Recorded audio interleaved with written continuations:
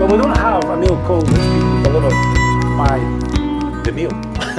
What, are we cheating? Well, we're kind of cheating. And we don't want to be telling lies here on Still Talk, but it is a Friday night. And the other problem is, we actually ran out of Johnnie Walker midweek. Now, you may ask yourself, how did that happen? But it happened. Midweek, we ran out of Johnnie Walker midweek. So in theory, we're needing a new bottle of Johnnie Walker. So if you ring the bell, we'll pretend that the postie brought it. There we go. And to be honest, it's actually, if we get sort of zoomed in here, Neil, see, it's no kind of ordinary bottle of Johnnie Walker. It's not a black bottle, it's not a red bottle, it's not a green bottle, it's not even a blue bottle. Very white. It's a white bottle. A white bottle of Johnnie Walker. So the story in this one goes, it's to celebrate 200 years of Johnnie Walker, and they reckon that this is how it tasted. They reckon that this is how it tasted. What, 200 years ago? 200 years ago. So they found they found all the notes on the original sort of his original, what would you call it? His notebook of various flavours and whiskies and distillers, and they reckon. His original blending note. Yeah. They reckon that somehow they think that this is how the original whisky tasted. But what's also very cool for a Johnnie Walker is it's bottled at 51%. I mean, even your Blue Label and various other ones are usually around the 40 to maybe 41, 42. So, we are Johnnie Walker fans, it's fair to say. It's Friday night, it's mail call, although we did deliver it from Oban. Let's just pour one and find out, shall we? Get on with it. Get on with it. So these glasses washed out. So it's a very nice No box. influences? Yes, they're washed out, yep. But it's a very cool if you actually show it in there while I'm having a little pour at this. And we always like, I know it doesn't pop, but I think that's quite a good noise as well. So it's got photos of Kilmarnock, I'm assuming. It's got pictures of the old shop, hasn't it? It has, the old Johnnie Walker shop in Kilmarnock. So, first impressions are... Unfortunately. Carry on. According to this, it says a rich and complex blend. Well, the very first thing you notice, and I know a lot of Johnnie Walkers, or I mean I'm pretty sure all Johnnie Walkers, are coloured. And I'm not sure whether this has been coloured, but the first impressions on this is it's very pale for a Johnnie Walker, isn't it? Yeah, but that looks like an old bottle of whisky. That looks like an old bottle of whisky that you would get, and that's the colour of the bottles of whisky that would be kicking about. Yes, I can't find a Johnnie Walker. It's got that old school that's blended a cracking looking bottle of colour. whisky, isn't it? There is something nice about it. I do think that's a cracking bottle. I'm just a sucker for the, see just the white label with that looks good. Right, anyway, let's find out. So I would give that for packaging. I mean, flawless, I would give that a 10 out of 10. That really is. That's going to entice you in. Well, that's why it's Johnnie Walker Black Label. Because 200 years ago, there's no way that would have stayed white. I think I've been leaning in your fireplace. So here we are, Neil.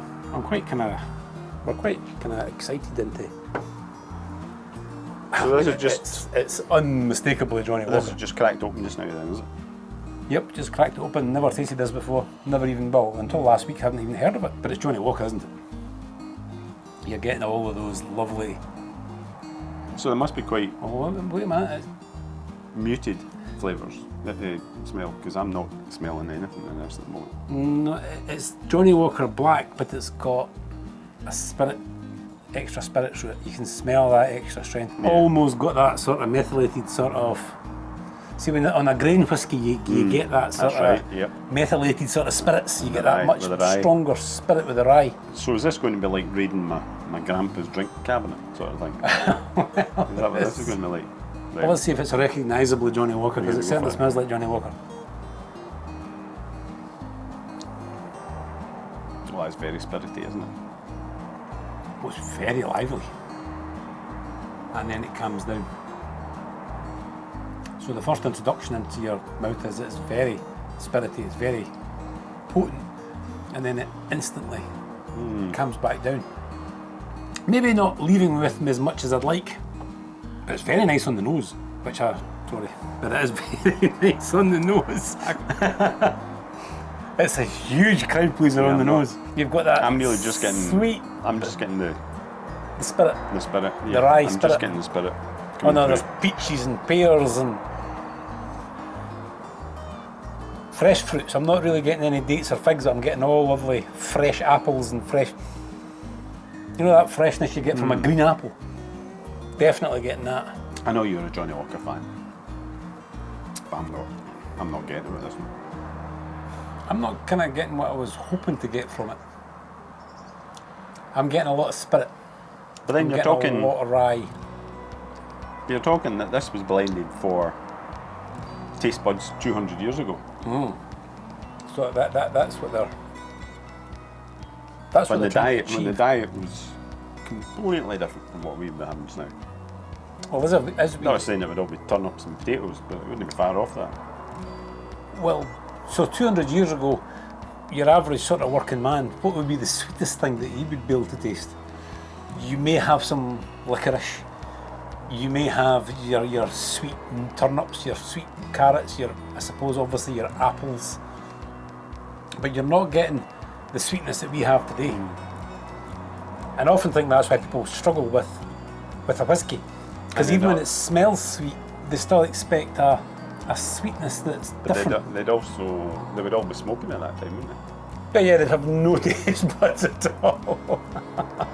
So that would have to cut its way through the tar. Exactly, that's what I'm thinking. So yeah, no, I'm not. It's an interesting one. It's on the nose.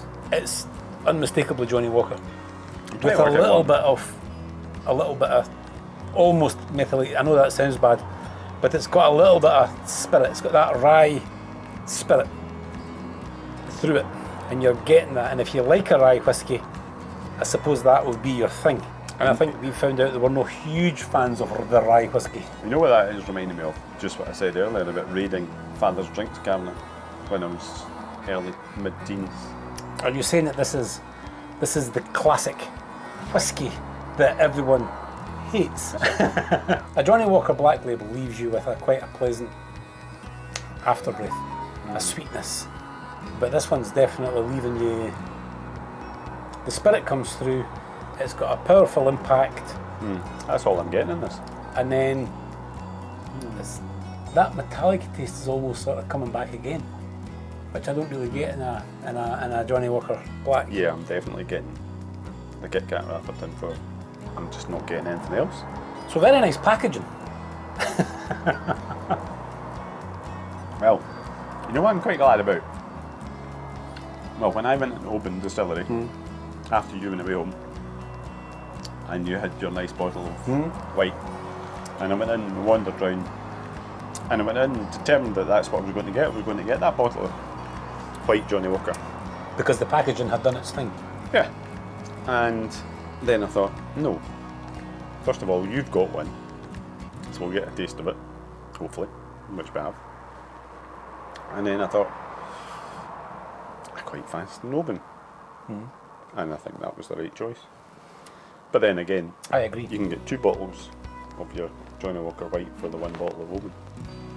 But you can get 3 black. Which I think would be the correct call. 3 black for the price of your Oban. 3 black for the price of the Oban. Yeah, I'm thinking you don't get 3 black for the price of the white. No.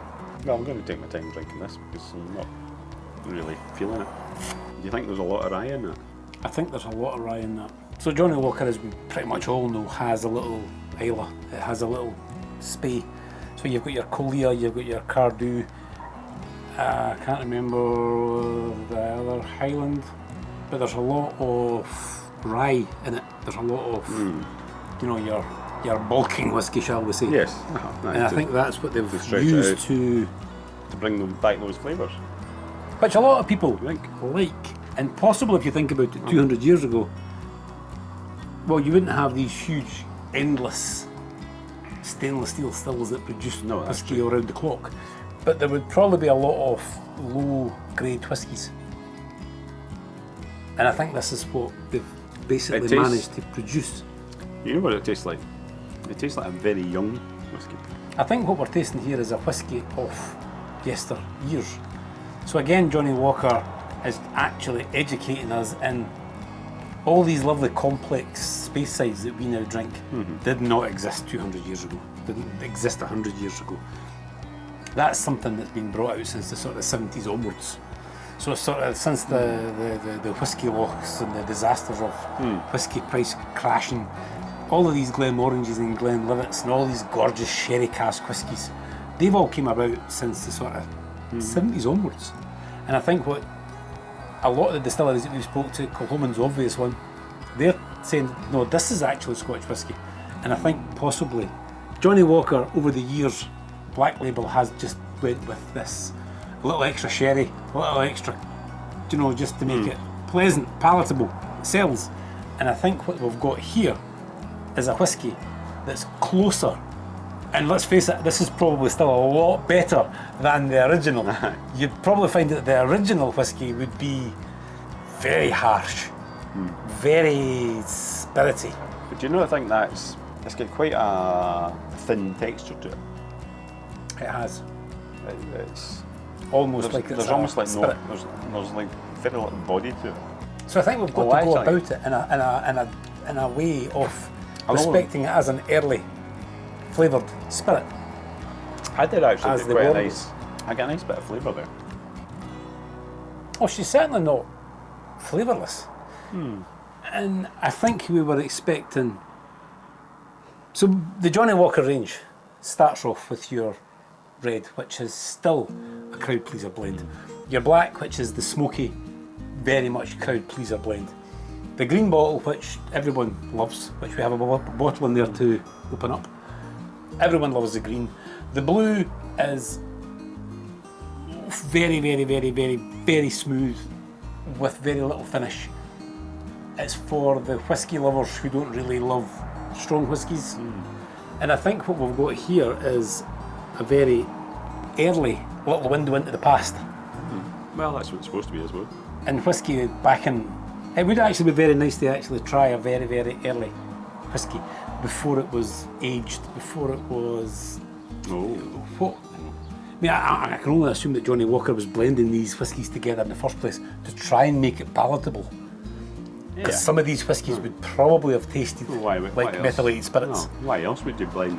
Yeah. So, Because you think it all started basically, he got some barrels. Because I'm assuming, well, you would have thought that to start with, you would think, right, you get a barrel of whiskey in, you try and sell it. and you're not selling. You open up and you go, I'm not selling it. What are we going to do? What are we going to do with this barrel? And then you get another barrel in and you go, can't sell that either. And then you get another one. And I went, oh, that was all right. And what are we going to do with these other two barrels? And I thought, well, we punt the one that's all right and amongst the other two, and you end up with something. So the sort of the romantic story goes that Johnnie Walker was a tea blender, and the customers would come in for certain teas, and they would certain batches, and certain people are different. And it's all very romantic, but I think it's probably closer to what Neil's saying, is they got some really bad barrels of whiskey that nobody was actually buying, and you then have to somehow produce something that you can then shift. Well, I mean, what better way to make money? You go to the distiller and they're like, oh, we've got these barrels and they're not turning out the best. And like, well, I'll buy those off you at a discount. And then you sell them, make them into something and then sell it at a premium. That's the best way. And how do you get to become a multi-million pound, billion pound business? I think that we're very good at turning ourselves around into actually respecting this and actually thinking, that's actually quite nice. I must admit that there's something very strange about it. I think that is one of the things you've got to persevere with this whisky. That's really strange. There's more. Now it's been sitting, I suppose you could say, breathing for a wee while. I'm getting more flavour. Maybe it is warming up. It's warming up. Maybe some of the spirits. Maybe some of the spirits evaporated. Could be, because it's nowhere near as potent and as harsh as it was when it started. And obviously your taste buds get used to it, but no, that's. It is a very nice thought, and it's a very nice. I mean, it is a very, very good gimmick. And we're in a time of whiskey sales going through the roof, and there's gimmicks everywhere. So to actually take that risk and actually maybe try and take back to a, what's the word for, rougher, coarser, less refined bottle of whiskey, and I think that's what we have here. And with that in mind, Well, when you bought this, it was on sale, wasn't it? well, it was brand new. It was I mean, that is pretty much a promotional. I believe, if you believe in marketing from Johnny Walker, I believe it was £50-something, and we were getting it for £40. Yeah. Steph, who's standing at the back door, has just realised what we're talking about. I do think eyes are shut, actually- yeah. Is this going to hurt? Is it going to hurt a little? Take it that way a bit. Oh. Happy birthday to you. Happy birthday to you. Happy birthday to Neil. Oh. Happy birthday to you. Oh. Hey. Hey! Blow out your What do we do candle. I with don't this? like Blow out. sticking candles and cakes. 36-year-old Neil is. Uh-huh. I was going to say times 2, but no. Times 2. No. So take it for a close-up for like it. Oh, no, I'm in Craig, close up. Craig will quite like a Yeah, close-up. Craig will like this one. Yeah, we'll just get it from a distance. Yeah, This man. was a quick rush cake last What do you mean night. from a distance? You can get it in there. There we are. A little hat. Oh. There we go. So, We've got Craig- a Still Talk badge. I'm not See putting yourself on in a that. solid Still Talk badge. That's super. Excellent. Right, So how am I going to wear it? it's very fragile. There are questions that you ask, and then you think, I shouldn't have asked. Well, from a distance. It's actually a cream pie. Oh. It's not just any cake. Oh. It's I can I'm guarantee gonna get it wrong. I'm it's gonna going to get have it some wrong. whiskey in it. It is. It's isn't a whiskey treacle cake Oh. with whiskey Oh butter my cream. goodness. Was it? It's not the Mara, it's the other Mactala. Yeah, Ah, the the purple one. comments. So yeah, treacle and that whiskey inside Oh, the cake and wow. the buttercream. Oh my goodness. So this is Oh. the Johnny Walker. Oh, I'm realising that. A rougher, Well, no, you stronger can't. rye whiskey. So I thought it was original. Yes. Right. So that means it's not actually the crowd pleaser that you might expect. But now that you understand, now that I understand what it is, I kind of respect it and I quite like it. Also nice flavours. It's got a Now, licorice taste. it's nowhere near as spirity as it was when it first When poured. you first put that. Yeah, that So is it like a good wine? definitely that definitely worked by breathing it. You, When they're letting that Neil breathe. reckons that you've got to let some of the spirit evaporate out. Yeah, no, it's definitely a lot better now. It's been sitting there. So I would suggest a wide glass and heat it up a wee bit. It's like And- French polish. Look at the ribbons on it. It's nippier. It's nippier. It's definitely got more. Yeah. Is this what whiskies tasted like 200 years ago? And if that's what whiskies tasted like 200 years ago, that's a lot better than I would expect. I would have thought that 200-year-old whiskies would have been really, really rough. Right, so Yeah, but you would like never really rough. But the trouble with that is you would never commercially bring out a bottle of whiskey that was. So we're looking at I mean, blends. if they had their tasting notes from back then, and it's already mentioned, they would all be puffing 40 a day back then, or the pipes more likely the pipes at that point, the clay pipes. So it would be. So their taste buds would be struggling anyway. Yeah. So they're probably drinking this and thinking, oh, that's quite mild and it's quite. And as Neil says, basically living on a diet of tatties and turnips. But my question to you was when you were saying they used the old recipe that they found in the books, but your Well, it's. barley and everything, It's- not barley, Yeah, Rye. your barley, your Your rye, barley, everything's That's they're all going to changed. be different anyway. So if we're going to fling this into a category, You really need to taste it when it's straight at the bottom. I think this is in beside your tequila cask Diensten, whereas this is a very nice bottle. So if we're all sitting, which we often do, around the table, not as Yeah, much what- these days, and You think that's like. it's one of these talking points. Yeah. So if somebody brings out somebody brings up the Johnny Walker and you give them a little green, you give them a little black, and then you say, well, this is so that's what that's going to get used for. Although I am kind of, No, actually, it's nice. but unmistakable, there is Johnny Walker. I mean, if you gave me that on the nose, if you put that under my nose, I could tell you it was a Johnny Walker. Well, But on the taste, I'm not sure if I could tell you it was a Johnny Walker. So you do like Johnny Walker, but when you introduce the antiquary, I would choose an antiquary over a Johnny Walker. I just thought it had more. But everyone tastes different That- things in whiskey. That's definitely grown on me. I would never guess But on the taste. You've got to leave it sitting in the glass. Don't put it in a Glencairn Oh, you've glass. tried it. it's spirity, it's very complex, and then it's gone. I think that needs a nice big glass, not a Glencairn, and let it breathe and warm it up a wee bit, and it mellows. I think if you gave me that blindfolded, I wouldn't like it. But with its story and what it is, I like it. And that's the power of... Well, it kind of justifies what it is. It justifies what it is. It's the story along the side of it. But it's explains why it's great. And if whiskey's not there to entertain and make it